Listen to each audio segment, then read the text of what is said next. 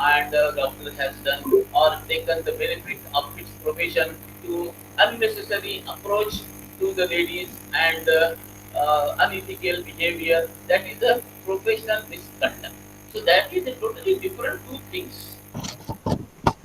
Fine, sir. Fine. Thank you.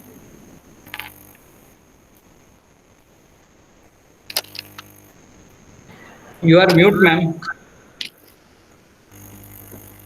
Yeah. Thank you very much, sir, for elaborating the misconduct and negligence. Now I request Vivekanand sir to go for his question. Pardon? Deshpande sir. Deshpande sir. Yeah. It is little bit a very this question, that is, does hospital have the authority or rights to deny the health services to any of the patients based on their residence in the red zone area during COVID-19?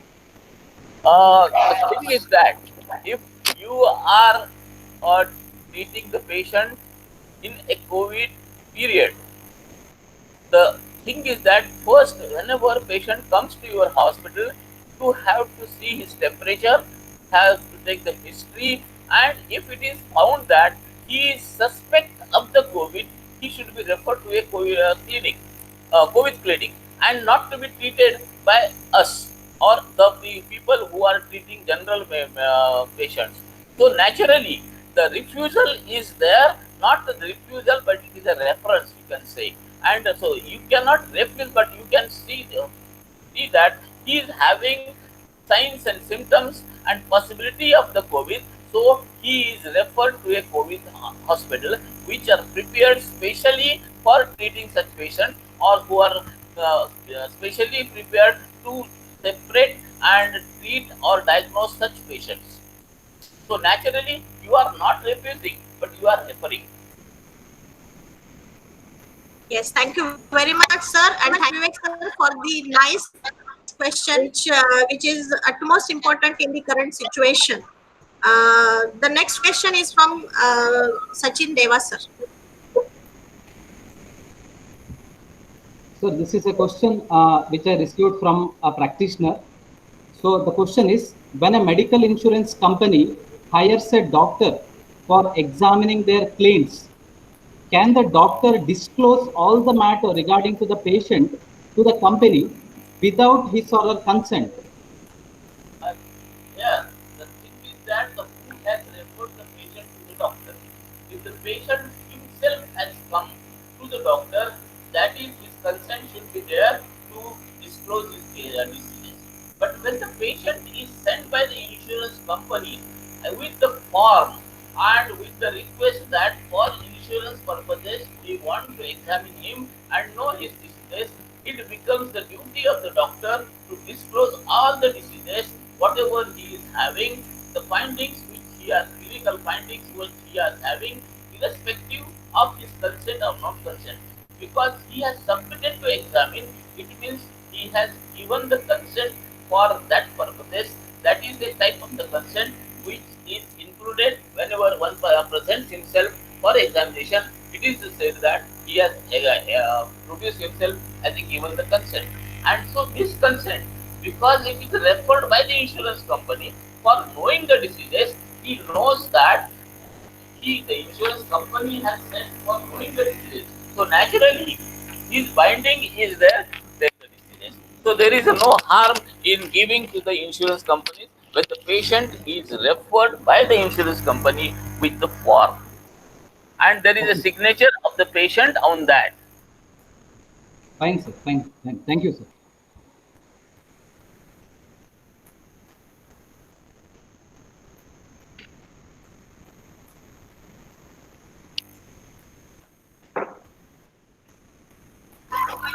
Thank you very much, sir. There are so many questions which are very much optimum for the situation.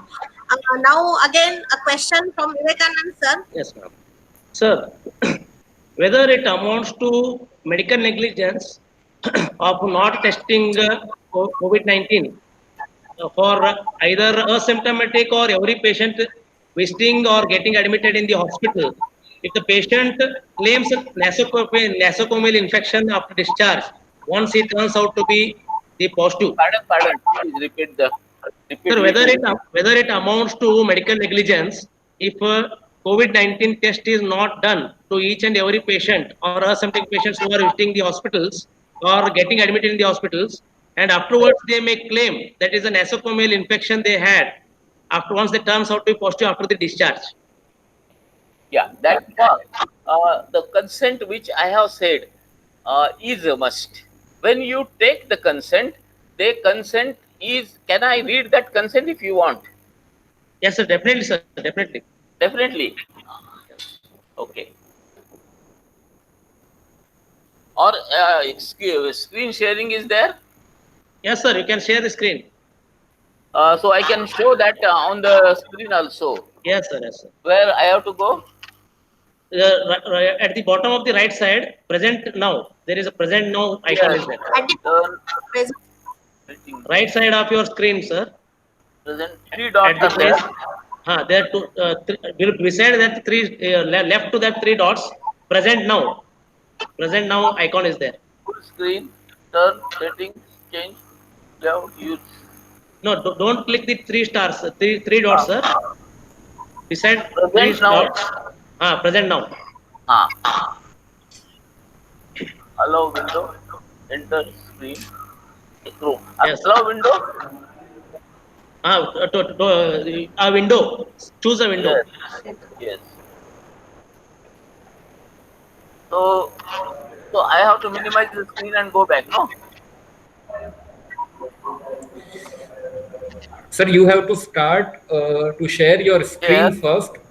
After that, you need to open your PPT. It will be open to all Yeah. the Yeah. viewers. Open to all viewers I want. So Sir, please start share screen. Entire screen where share. where? In present now option. Uh, present now. Yes. Yes, sir. Yes. Present now. Click on that. Your screen. Entire screen. Your entire screen. Yes, sir. Entire screen Yes. share. Okay, sir. So share. And after that, you have to give permission. On right bottom, there will be share option. Just click on share option. Share. Yes.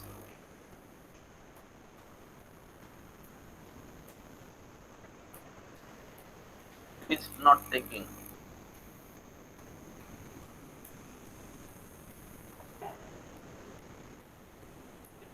It is not taking share. Share your entire Sir, screen. sir, you have to select the screen. You have to click on entire screen first. After that, there will be option of share. Oh, that is share is option is there, but it is Sir, not select taking. screen. Sir, just click on that screen first. It is After not that, taking. give permission. No, One thing I can read, sir. show in mobile and on the screen or read out. Sir, just follow the instruction first. Click on present now. There will be three options: present entire screen, and present window. So you have to click on entire screen share. After that, there will be one pop-up message. On there will be display of your screen. You have to select your screen first. Then you have to click on share button. Present now. Okay. Entire screen. Uh, enter your entire screen. Okay, select entire screen first. Then there will be one Now, pop-up message. Just click on that. Just is there? click on that screen option, sir. Just first select that screen. Need Google Form. Yes, Share sir. Yes, sir. Yes, sir. Now Yes, it sir. is working. your screen. So Yes, sir. Now it is. presenting. Okay. Now, sir, open your PPT, sir. So I will have to minimize it. Yes, And sir. then You can minimize this, sir.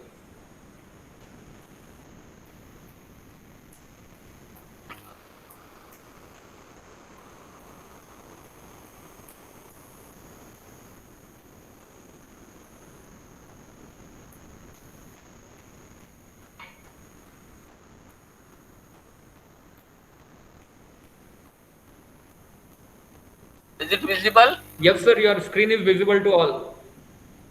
So, this is a COVID-19 pandemic emergency ophthalmic treatment surgery carrying out procedure consent form. This is for emergency. Another screen for day to day. That is what you want now. That I will open. Sir, will you please maximize the screen Okay, okay. I so will. that it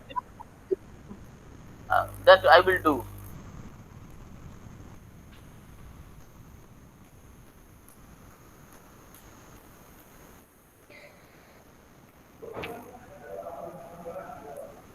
त्याच्यावरती आहे sir Covid consent ना There are Yes. pandemic. This is pandemic. Yes. Now I will Yes, maximize. yes. This is an Yes. emergency ophthalmic treatment surgery.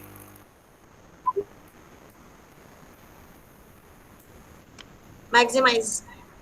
Maximize करूं. हो sir. This is during the emergency treatment. But apart from that, I will. I'm scrolling down. Slowly, you want to read?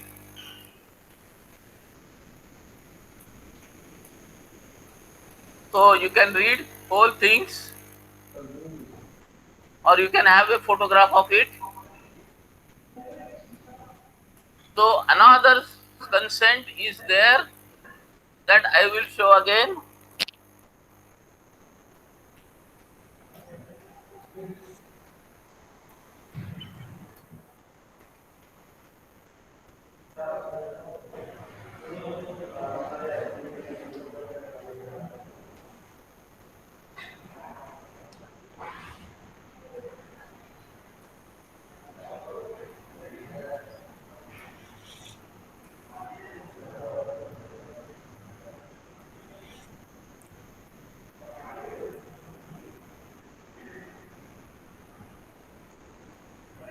Sir, it's okay if it is not possible for you to show the thing on screen. Stop sharing now. You please share the thing through my email, sir. But if possible, Yeah, definitely, definitely.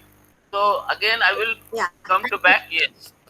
So in emergency period, I have shown there is another one. So emergency word is taken out and little bit changes are there. I will share to you on email. Okay. So in that you have Vivekanand sir, already it's okay for taken the consent, you? and the question to be answered is that you are not to take uh, the test of the COVID, but you have to only examine temperature and history and signs and symptoms and refer. If it is not there, you can straightway take him for examination. You can take him for surgery also, but before surgery, if possible, you can do the test of the COVID. If it is not possible, it is not mandatory. Yes, sir. Thank you, Vivek sir. sir, is that okay for you? Yes, sir. Yes, sir. Yes, madam. Okay. So Sachin Deva sir, your side. Sir, the next question is from. Yeah, madam. Sir, there is a question from Department of Surgery. So, what is the question is, during the Yes, performance of any procedure, for example, Agni Karma is Yeah. the procedure what they are performing, that is cauterization. And if the instrument breaks or any damage due to the manufacturing defect, and unfortunately, it results in a burn in the patient. So, will the doctor be liable for the damage? Yes. Now the thing is that the two things are there. A instrument or a drug which is labeled as sterile and it becomes to be turns to be non-sterile. Both the things are supplied by the company. So liability is the of the company is there. But the thing is that as you have purchased and you are using it, liability also comes to you. But when when the patient sues on you in the consumer court or anywhere, you can say that I have used the material which is said to be FS standard and sterile or whatsoever may be, and because it was a defaulty or it has caused the injury, that is the liability of the company, and then you have to prove that actually the defective instrument or the material supplied by the company was there. Then the liability goes to the company. Till that, the liability is on you. Okay, sir. So Okay, the sir. second part is very important. You have to prove that the company is fault, and for that, All India Ophthalmic Association is putting a public interest litigation in the High Court for supplying the wrong material, defective material or unsterile material labeled as sterile, and for that, directly the company should be held responsible. So for that, we are fighting at present, and we are in the court for that. Yes, sir. Thank you for information, sir. Thank you. Thank you very much, sir. Now again, dealing with the current situation and the medical legal aspects, I request Vivekanand sir to go for his question. Sir, in continuation with the consent itself, whether the I don't know what they already exhibited the presented the consents also, but the contents Yeah. are not so much clear. But for the interest of the viewers, I would like to add to that. I don't know whether it is there in the content or not of that consent. Whether taking a risk consent of the patient for the possibility of nosocomial infection of the COVID-19 during his or her stay in hospital is legal. The thing is that in the consent it is written that I will read it so that you can understand it very well. Just Yes, now sir. I will read.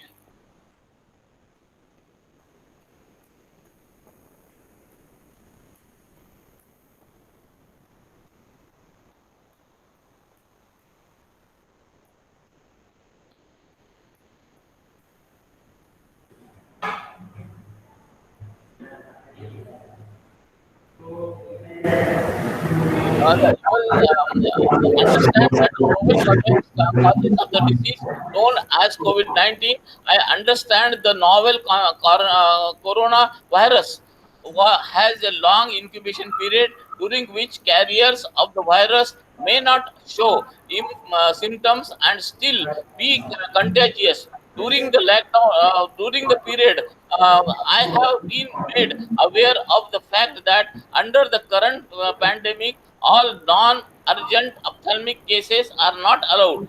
This is for non-emergency, and there also I had led, and so these patient has understood this COVID. There can be a patient who is having only carrier and not symptoms and signs. So if he can distribute the disease to the staff and other patients, that responsibility is not of the doctor or the hospital. So if the disease is spread because the patient was having some positive coronavirus in his throat or somewhere, and he has spread the disease to other patients or the hospital or the staff, it is not the responsibility of the doctor and hospital. So the consent itself is like that. Thank you, sir.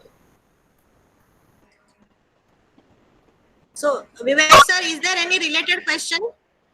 No, madam. It's very much clear by the sir's readout of that consent. Okay, sir. Thank you very much, sir. If Anna Deshpande sir, if possible, please share all those consents to us so that it will be easier for us to follow the guidelines. Sure. Yes. Now the next question is from Sachin Deva, sir. Sir, this is a question from a practitioner. This is a commonly asked question, what I feel. If the doctor suggests a radiological or any kind of investigation, maybe ultrasound, any of the radiological investigation, and if the concerned person, that is radiologist, gives a wrong report, unfortunately, will the treating doctor be liable for the damage occurred to the patient later? The thing is that when you have referred the patient to a qualified radiologist, that is a must, qualified radiologist, and he has given the reports in writing and saying that such and such things are there with the patient, and they send the patient back, on and you rely on that report and go ahead with the treatment, that is not a negligence itself, that is the negligence of the radiologist. So you will not be held responsible in the court. Patient can go in the court because patient has the authority to go anywhere, in police station also, in court also. You cannot stop whether you are right or wrong, but Right. there the court will definitely decide, feel that you are not at wrong, you are not negligent. The negligent is the radiologist, so he may call the radiologist, or the separate suit is to be filed by the patient on the radiologist. So Fine. you will not be responsible for his. Okay, sir. Okay. But clinically, you have to diagnose, and the clinical diagnosis and the radiological diagnosis totally differs. Then you can Right. have a second opinion. Right, sir. Right. Thank you. Thank you, sir. But Yes. if it is Thank you, sir. matches with the clinical, then there is no negligence. Okay, sir. Fine.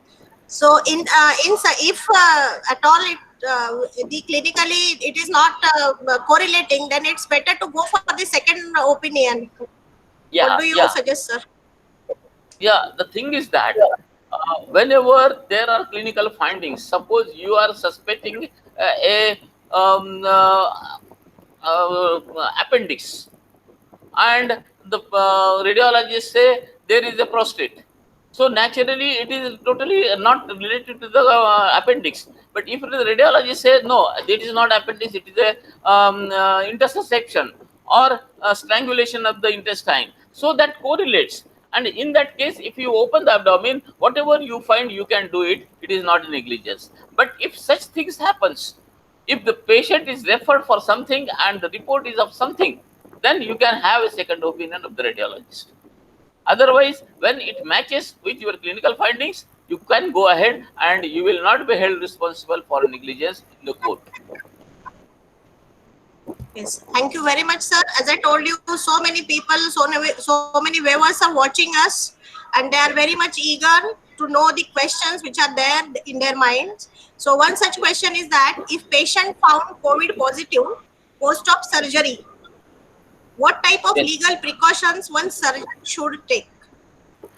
If the patient is found COVID positive post-operatively, you have to immediately inform to the proper authorities that such and such patients and their relations, because in the consent you have taken whosoever has accompanied the patient with their names, their addresses, and their phone numbers also. So these are the people who has come along with them. So you have to communicate that to the COVID proper authorities. So your responsibility is over. It is not, you will not be held responsible why you have operated for COVID patient when he is positive, because you are not, your patient was not clinically positive or laboratorically positive when you operated. But the incubation period can be even 14 days and more than that. And if he turns out afterwards, it is not your responsibility. But if it is not informed to the proper authority, that is a negligence, and that is also can be prosecuted also. So your responsibility is to Yes. only inform and quarantine yourself, your staff, and your hospital. So that will be done by the proper authorities also. Yes, thank you very much, sir. Definitely giving the information to the proper authorities in time, and that too very true information. That is the responsibility of the doctor in this situation, I think. Now the next question is from Vivekanand sir. There are so many questions in front of me from the viewers, but still, Vivek sir, you please go ahead. Yeah, please. Yes, sir. This question is little bit lengthy, as well as it may require much more your elaborate explanation. As there is a notification from the government of Maharashtra asking the private doctors or compelling the private doctors to work for the COVID-19 at the provisions in the by the provisions of the Epidemic Disease Act 1897. Yeah. So how to understand the legality of the provisions of the Epidemic Disease Act 1897 and National Management Disaster Act 2005 over Article 19, Article 21, Article 25 of the Indian Constitution for the medical professionals. Yeah.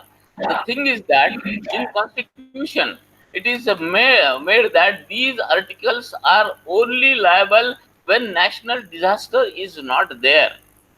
When national disaster is there is some restrictions on Article 20 and 21 and 19, because you are allowed to do the profession, you are allowed you are not forced to do any other profession, or you are not allowed to force other things in normal courses when everything is normal. But when there is a disaster and there is a national emergency, that anybody can be made to ask to do anything.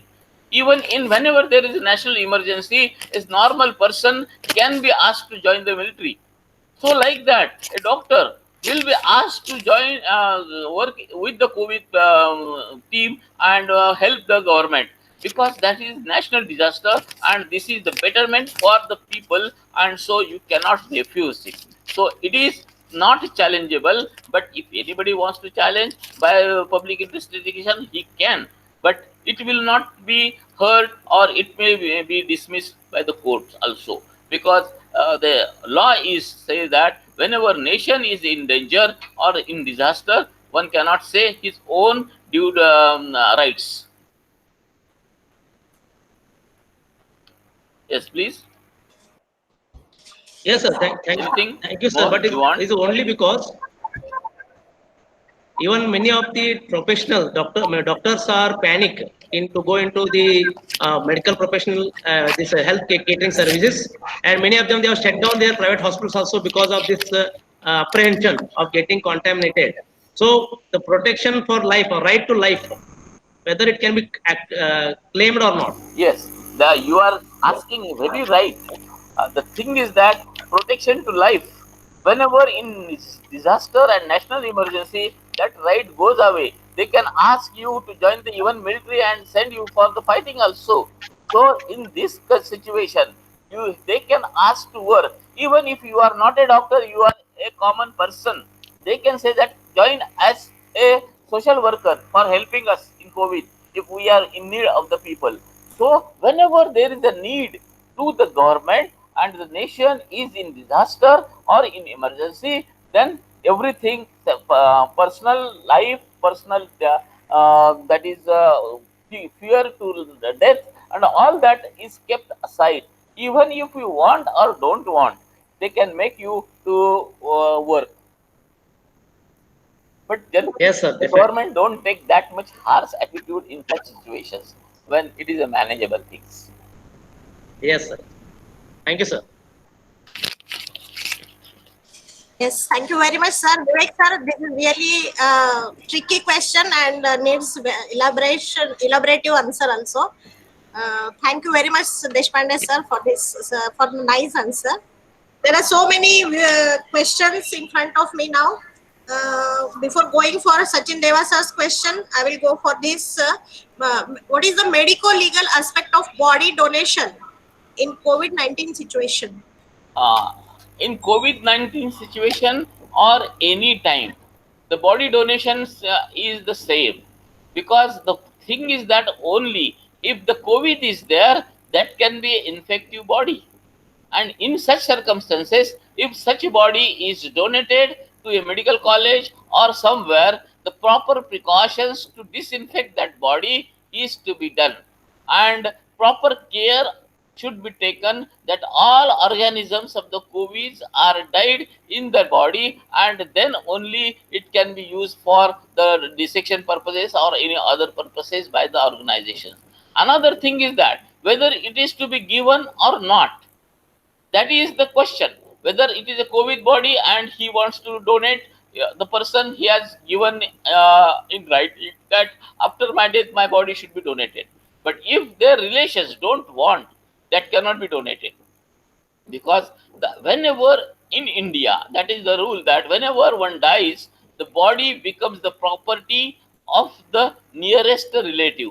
That is a wife or husband, whosoever, or children's, or the others who, if they are not there, so who will be the in charge of that body? He has the right to donate or not to donate. Only the thing is that after the donation, because this is a COVID and infection can transfer. So all precautions should be taken by the person who is getting the donation and keeping the body a separate place and making it disinfected, and then it can be used. So then donation can be taken if the permitted by the first relations. Yes, many times, sir, but in this situation that relatives are also not coming in front to take the charge of the body and to do the rituals. Yeah. So in that situation, can that body be used for the experiments in the in R&D department? No, madam. Because as per the rules and regulations, one has to wait for 3 days, 76 hours for relatives to come. If the relatives doesn't come, then the government will do a panchanama and will decide the discrimination, crimination, or whatever is there in their religion, or in America or in some places where it is not even possible to do that, or particularly in COVID, it is not possible to bury the body. So the government has even taken the decision to criminate it. But there were so many objections, and for that now they are deciding as per their religion that disposal of the body should be done. But that cannot be donated to the hospital or for anything unless and until it is donated by their relations or the person has declared it before the death. Thank you, sir, for sharing this legal view. Now the question is from Sachin Deva, sir. Sir, I just want to add on to that. So, can you tell us the difference between dying declaration and dying deposition? This question is not very deposition means what you want in deposition. Yeah, these are the two commonly terms which are used. Like there is a dying declaration, and one more thing is the dying deposition. So, whether there is what is the difference between these two commonly used terms in case of medical legal aspects? Yeah, in medico legal, dying declaration is very important because dying declaration is given in front of the magistrate, or dying declaration is given if the magistrate is not available, then any authority of the hospital or any person who is there and he gives the dying declaration. But any person means not his relation or all that, but a government officer or a government attendant or something on in front, that dying declaration is given, and that is having the value, that legal value in dying declaration, because in dying declaration he declares that I am how it is not a suicide or it is not an accident, but it is a homicide. That matters a lot, and for that purposes police has to take the dying declaration in front of a magistrate, and if not possible in front of police authorities or hospital authorities. And before dying declaration, the hospital authorities should verify, certify that the person is in a condition to give the dying declaration, and then only that dying declaration is matters. But deposition is something which he has told and deposited, so it has a little bit less value and often not much of the medico legal value. Okay, sir. Okay, sir. Thank you. Thank you very much, sir. There are so many, there are flood of questions in front of me. One of the question is that if any doctor is living in a society where COVID-19 positive patient is found, then what is the yes, sir. Repeat. Can you hear me, sir? Yes, please. Yes. Yes, please. If any Not able doctor to is hear. living in a society. Yes. Sir, can you hear me? Yes. Yes. if any doctor is living in a society where COVID-19 positive patient is found, then what is the duty of the doctor? Whether he should go for the duty or should get quarantine himself or what? What should be legal? If the patient doctor is treating that patient, or the doctor has come across in close contact with that patient, or if the doctor in presence living with that patient, then it is the duty of the doctor to inform the proper authorities and then get quarantined afterwards. And then when he finds that after the quarantine, if he is a negative, then he can start working.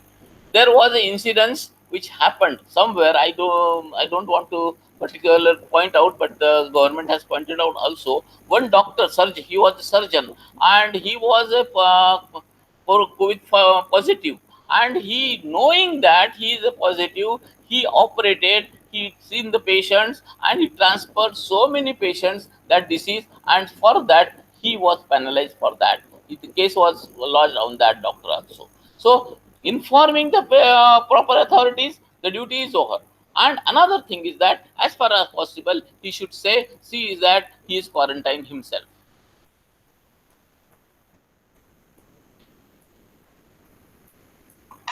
Thank you very much, sir. But getting quarantine is such a big Yes, this thing of stigma. yeah, So no one wants to get quarantine. yeah, that is true. But, Anyhow, the next question is again from pardon? Vivekanand, sir, please. Yes, madam. Sir, in continuation with the explanation what you have given for the previous question, that is, one doctor has been penalized for knowingly conducting the surgeries even though he is infected. So another news is there, where in Tishnapalli, one patient, COVID-19 positive patient, was booked for attempt to murder for spitting on the doctor. So that is one scenario. Another one is a pediatrician was booked for an attempt to murder for running his private hospital even against the directions of the local authorities in the red zone area. So how to understand and read and understand the section 307 of IPC in this scenario? The attempt to murder, who has done that? No, Who has done the attempt to murder? No, FIR has been booked with the section 307 of IPC for as an attempt to murder for on the patient who has spit on the doctor when the patient is COVID-19 positive. So that is correct, because he has done some criminal act. Spitting is a criminal act. He has not just come into the contact as a patient and remained as a patient and behaved as a patient, but he has acted as a criminal, and he has done the assault to the doctor. So even normal patient spitting of the doctor is a criminal act, but because he was a positive, so it becomes a criminal for murder, and so he can be lodged as a 307, or even 304 also he can be lodged, because actually he wants to kill the doctor. Okay, so the intention of the patient is supposed to be considered for application of the section. Yeah, Yes. yes. Thank you, sir. Because patient is knowing that he is a positive, and if I spit, the doctor will die. So this intention, that is intentionally doing the things to cause the murder or thinking of causing the murder, is 304. Okay, sir. So intention and motivation will attract the 307 and 304 IPC. Yeah, both the things. Yeah. Yes, sir. Thank you, sir. Thank you, sir. Again, one more question from our viewer. That so many disposable masks are thrown on the roadside or in the water resources. Does it come under medical negligence and any provision for that?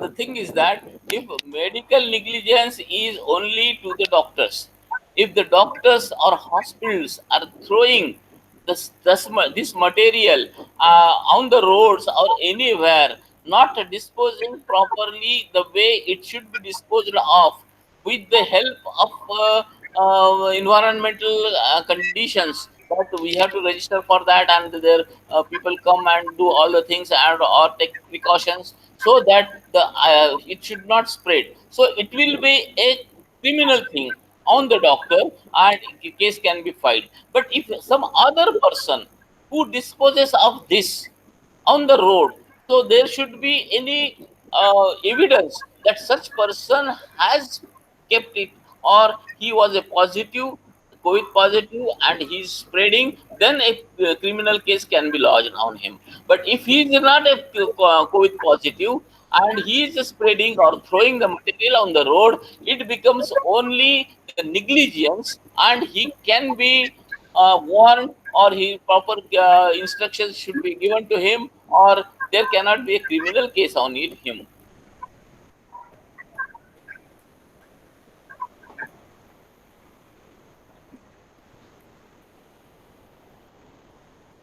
Yes, thank you very much, sir. Most of the times, all the responsibility is on the shoulders of the doctors. So laymen are not that much Yeah, responsible. layman is very much should be responsible for that, and he should take proper care. If he doesn't take the care, then he can be warned, he can be punished also by the corporation people, and there is a provision for throwing such material on the roads or anywhere, and there is a provision for fine or some punishment by corporation also. That is not in the court, but not in the police, but the corporation gives the punishment in the form of fine. Yes. One more question is there that nowadays in this tough situation, everyone is suggesting their own medicines. Pardon? So, what nowadays in this tough situation, sir, everyone is suggesting their own medicine. Okay, so isn't it a case of medical negligence, or what should a person, a layman, and a doctor should do in this situation?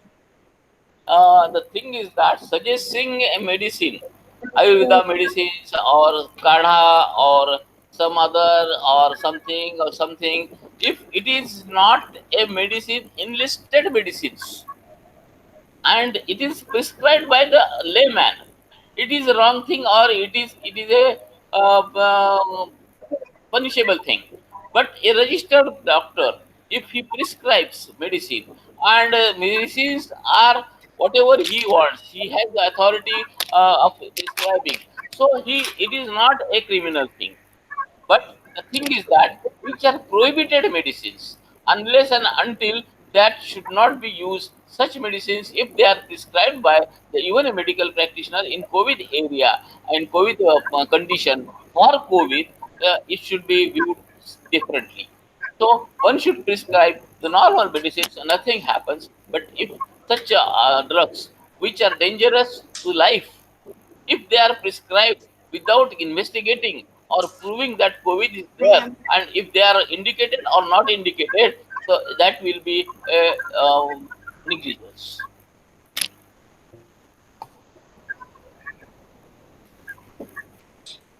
Yes, thank you, sir. Is promoting Ayush system. And we here in Gujarat, we are through the Kashai that we call it as, and 2-3 medicines are there which are proving very fruitful in the patients who are quarantined, and now when they tested, they are not positive. So definitely, if the prescription comes from a registered doctor, Ayush doctor, then it has value, and everyone should, right? Yeah, Madam, I'm not able to hear you well. sir, madam was telling that the state of Kerala and state of Gujarat, they are using Ayush system of medicines as a prophylaxis and concomitant medicines along with the allopathic medicines to fight against the COVID. And there are encouraging results have been seen, and many of the patients have been proved negative after taking these medicines. So these medicines can maybe helpful in the as a prophylaxis as well as the immune boosters. So that what madam was highlighting. So Yeah, and if the right. governments they are if the governments are using those medicines and they have been used in the COVID centers itself, and if they are proved to be positive, So whether any provisions are required to declare them as the national system of medicine for COVID-19, as there is no established vaccine is available from the modern medicine. Is it possible, sir? So only the government agencies can do it, no other else. Yes, sir. Yes. Yeah, we have to approach to the government agencies for that. Definitely, sir. And the day will come, definitely. I'm sure for that. There are so many questions from the viewers also, and there are so many questions remaining from two of my coordinators, Vivek sir and Sachin sir. But still, there is a pop-up from the technical unit that you are running out of time. So the last question is from Sachin Deva sir and from Vivek sir. Sachin Yeah, sir, yeah. please. Please. So this is my personal question, what I was feeling to ask since many years. So we see many of the times, some advertisements like a giraffe in the paper, and claim that your height will grow like this because of intake of these kind of medicines. Is it okay to print such a material at any place or claim that, yeah, your height will grow and a giraffe is an ad? So usually people, what they think is, okay, my height just by intake of any one or two, this kind of tablets or any medicines, and I will be growing like anything. My height will grow like anything. Is it right to claim in such a way? The thing comes under the Magic Remedies Act. There is a Magic Remedies Act in the central government, and that act will be useful in these circumstances to prevent such things. But somebody should complain it and put a case on that under this act, so that will be taken the action against them. Act is Okay. there. Okay. Magic Remedies Act. Okay. Yes, thank you, sir. I have- And Vivek sir. There is one more question. Yes, sir. Very relevant. We can ask with sir. Yes, sir. Yeah. If any doctor lacking of the safety kit like PPEs, he doesn't have or she doesn't have any kind of PPEs with her or him, and he or she rejects to treat the patient due to the lack of kits. So can the patient go for a medical negligence? Like, can the patient complain against that particular physician or a doctor? So if at all it is the case, then how to overcome it? The thing is that first screening is done before the patient comes to the hospital.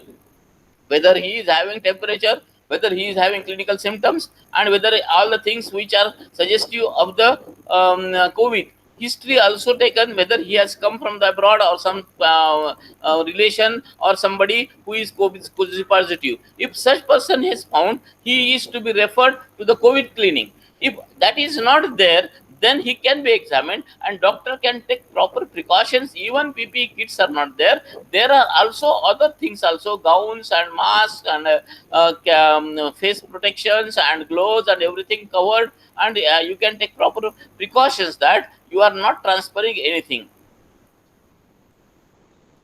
So with proper precautions, but better to have kits. There is nothing, but especially the kits are there for treating a COVID positive patients, and for others it is not mandatory.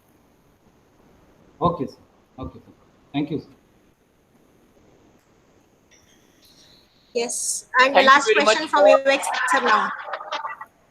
Sir, last question. Yeah. Even we don't want to leave you, but even then, as per the time restriction, we have to wind it So up. I have to Okay. join another meeting. That is the only Yes, difficulty yes, with sir. me. Yes, very small question is there, sir. Yeah. See, as the news were there, that stone felting as well as attacks on the COVID warriors. So the stringent amendments have been made for the protection of those warriors, and criminal laws have been made. So those, whether they are only applicable for the COVID warriors or even private medical professionals, it will be effective. Yeah, it is for every health worker till it is a pandemic time. Once the pandemic is dissolved and the natural situation comes and government takes out that amendment, then everything becomes normal and the original rules will be prevailing. But at present, if any assault is done to any doctor, whether he is a COVID treating doctor or a private doctor or anybody, any health worker, the law is there to protect them. Yes, sir. Thank you, sir. Thank you very much. Thank you everybody who are Thank you very much, sir. joining Thank me you. and attending. Deshpande, sir. Yeah. Thank you very much. Thank you to all, and very special thanks to Manjari, because of her efforts, this program was done and nicely conducted. Thank you, Manjari, and all the people. Thank you Thank very you, much. sir. Sir, Thank you. for sparing so much of time. Thank you, Vivek sir. Thank you, Sachin sir. And last but not the least, of course, a big thanks to Komal Patel, madam, our managing trustee, Dr. Hemant Toshi sir, Dean Faculty of Ayurveda, Parul University, and B.J. Kulkarni sir, Principal PIAR. And last but not the least, of course, for the technical support from Harish Daga sir. Thank you. See you. Bye bye. Bye bye. Bye bye.